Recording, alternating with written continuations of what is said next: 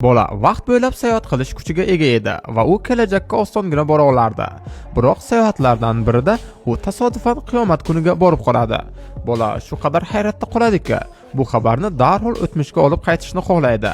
Lekin u kuchini yana faollashtirganida u to'satdan ishlamay qoladi. Bola ushbu davrda abadiy qolib ketadi.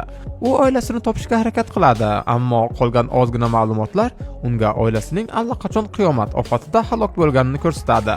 Endi bola bu yerda omon qolishga majbur bo'ladi. Uning kundalik oziq-ovqati tarakanlar edi.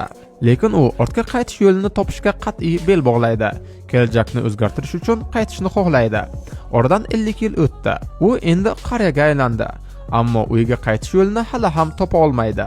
Yolg'izlikdan u endi o'z his-tuyg'ularini boshqara olmay qoladi. Aynan shu paytda birdaniga bir ayol paydo bo'ladi. Qariya hayratdan qotib qoladi va ehtiyotkorlik bilan qurolni ko'tarib unga o'qtaladi. Ayol o'zini vaqt byurosi a'zosi ekanligini aytadi. U qariyaga ular bilan ishlashni taklif qiladi. Uning evaziga uni uyga qaytarishga va'da beradi. Nihoyat qariya 13 yoshiga qaytadi. Dunyoning oxirgi 7 kuni qolgan edi. U dunyoni qutqara oladimi? Fikringizni kommentariyada yozib qoldiring.